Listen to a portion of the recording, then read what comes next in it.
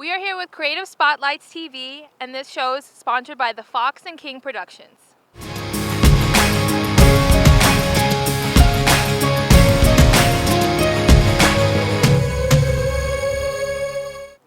My name is Nailah with Creative Spotlights, and we are here with musical icon and the godfather of soul, James Brown's son, Daryl Brown. Daryl Brown is also the author of the newly released book, My Father the Godfather, Never Before Told Stories of James Brown by His Inner Circle. So how are you today? I'm cold. That's good. That's great. I'm We're freezing. going to move around during this interview. All right, we're going to get started. How's it like growing up as the son of a highly recognized musical icon? It has its pros and cons. I mean, like, when I first walked up, you guys asked me to do the split. Well, I don't do no splits at my age right now. But, no, it's like I said, it has its pros and cons. Right. You wouldn't know I was James Brown's son, right? If you No. just walked up to me. But I can get off that energetic vibe, Oh, okay. so. But you know I'm somebody. Yes, All of right, course. cool. All right, as a child, did you think you were destined to be in the music industry, or did you have other interests? I actually thought I was going to be a garbage man. I'm going to be honest with you. I played the drums since I was 6 years old. I didn't realize that there was any kind of business. Right. For once of all, I didn't really realize there was. And even when I was working with my father at about, I say 10 years old in the summertime, I still had no idea it was a business. It was fun. Right. So to answer your question, no. Garbage man, they do make a lot of money, so. They make more money than I make right now. So your father has impacted music in a tremendous way, and you were able to witness aspects of his journey. How was that like? He's always telling me that I really didn't know him. And he was right. There was two people in my life. There was James Joseph Brown, who was my dad, and there's James Brown, who I share with the world. Okay? And it's, and that, what I'm glad with, not only that, I'm a fan. See, I'm an adamant fan. So it's like people used to just talk to me, and they used to say, go ask Daryl. He know a lot about James Brown, but they didn't know that was my father. Wow. So Wow. it was deep. It was so much, because I've always been the kind of cat. I'm just here. I'm just down to earth. I'm just out here.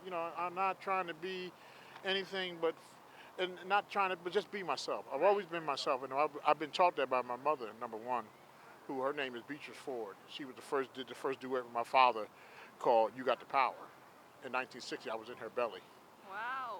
So I learned that, from the both of them. Just whatever you do, be yourself. Be you. Right. And nobody can beat you doing that. So your first performance was in your mom's belly. That's amazing.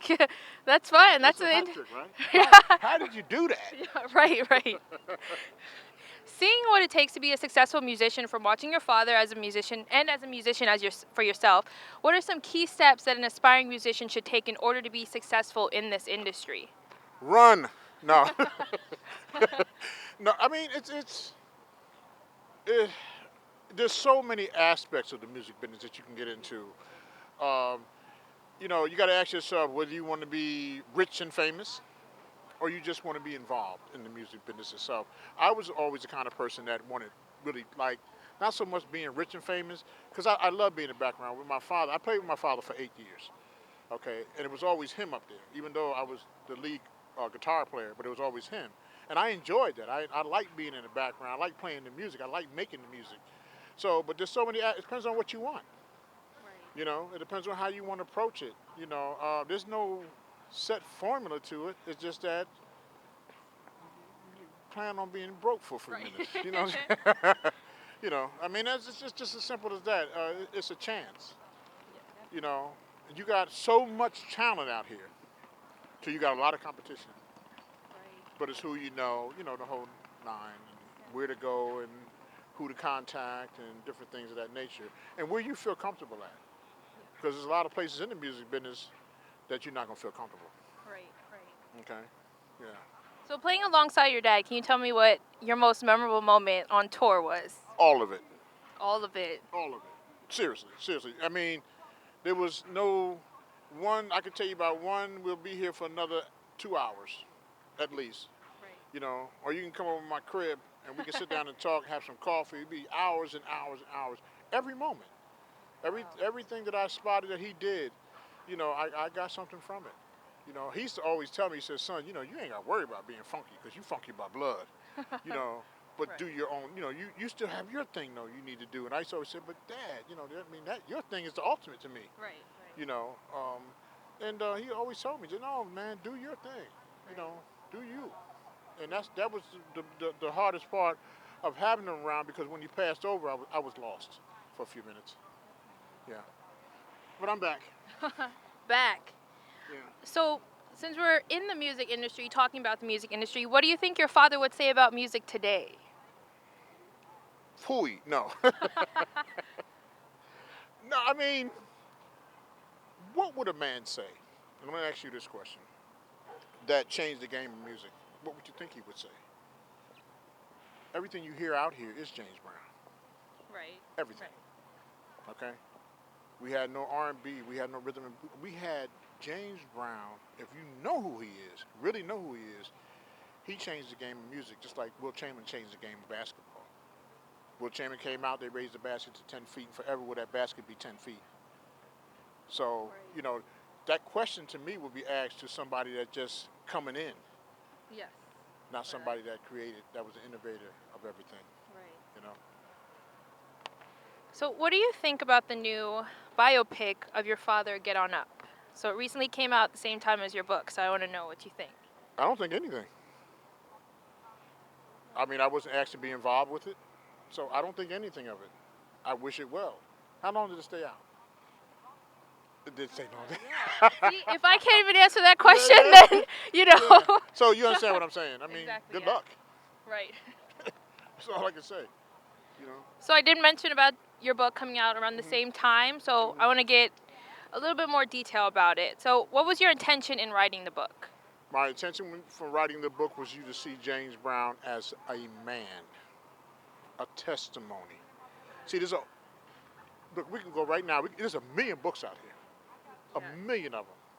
Okay, talking about how great he is. Books for people that of your age, so you can see where everything came from. You got all that, but you never known him as James Brown, the man. Right. And that's why I wrote the book. I wrote the book to be a testimony, not to uplift him or push him out there and brag about him and all that stuff like that. I wrote the book so you can see him as a man that can really help everybody with everything. Because if James Brown can make it from what he's been through, you can make it anywhere. Yeah. And that's what I wanted everybody to see. Really, that was my whole intention. I wouldn't have wrote no book. I don't need to write no more books about him. We got enough of them out here. You know. Yeah, I think it's important to get that aspect from, like it says, from his inner circle, especially from you, your son. You were Exactly. there. You were Exactly. there. You know what? Yeah, I was there. I mean, come on. Who else? Who else could have it better than me? Exactly. Exactly. You know what I'm saying? You know what the trick question? I get a trick question all the time. They always say to me, "How long you been with your father?" All my life. I was there. Right. Right. I would think. You know what I'm saying? Right. They ask me that question. I'm like, did you realize what you just said? Right. You know. Oh, I mean, how long have you been on the road? Okay, but all my life, Right. Right. all my life. You Right. know, that's my father. That's in me. Exactly. Nothing I can do Yeah. about that. That's just and that's always been a trick question. Right. For Yeah, you don't have one of those on there, do you? Nope. But Okay. I think you just answered it for us. So how was it like writing this book? Did you have any hesitations about sharing certain stories, any facts that you were hesitant to share with your readers? It's funny because my father said 2 weeks before he passed over, and this is the truth. We were sitting down. I was sitting in this brown chair. I always come over there and ask him a lot of questions in his bedroom. And he said, son, I know you're going to write a book, but please write it when I'm gone. Because he knew I was going, excuse me, he knew I was going to tell the truth. Right, right, That's all I have in me is the truth. I don't cut corners with nobody, nothing, right. because I've done things, I've seen things that people wish they had, you know, and I'm just, grateful. grateful, humble about my whole experiences with my father. Right. You know, I mean, I had one thing that I remember all the time when I was 10 years old. I had my father at the Apollo Theater, right? And I had Miles Davis.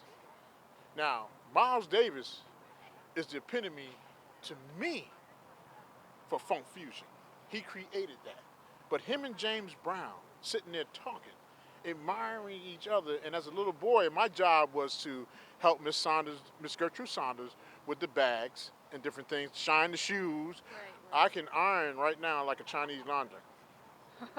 You know, that's how good I can.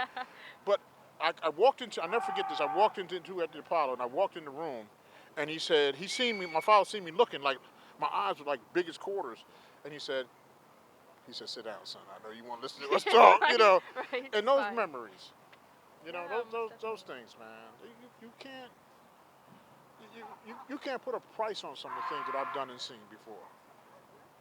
Right. Yeah, you know, one thing I tell people is to be humble and grateful, and you'll find out that you've got more than anybody that would pay $1 million to get. Right. Be humble and grateful. Yeah. Yeah.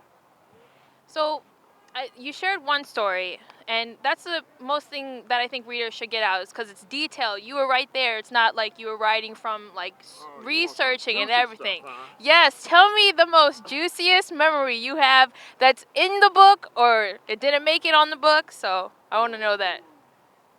Oh, you're tough. Yeah. You're real tough. Now you're trying to pull everything. This is I gotta- exclusive. This is Oh, I gotta exclusive. pull everything out. It's coming. It's coming. Um, One time we were on stage, okay, and in Europe they have a tradition of when they like you, they throw candy on stage. Wow. Well, my father didn't know anything about that tradition, so he stopped the whole show, threw the candy back, and said, "You throw one more thing up here, Oh, I'm God. stopping this show." That's juicy. You know what I'm saying? Yes, That's James Brown. You know, but he didn't know. He didn't really Right, know that right. that's what they do. They throw candy on the stage, and Right. he stopped the whole show. He said, "You throw one more Wow. thing, this show is over." Right. And everybody's sitting there like, Like, okay. you know, but that's yeah, that's all you're gonna get, girl. We have to get more from reading the book, everybody. So. Yeah, because then now you won't buy the book. Yeah. Oh, Bean, the book.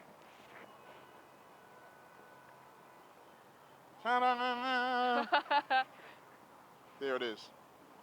Okay, that's me. Book. Me. Book. Do one more time. One more time. One time. Me, and book. And that's my manager over there, and he's looking crazy right about now. All right. But I love it. Yeah. This was amazing. Yeah.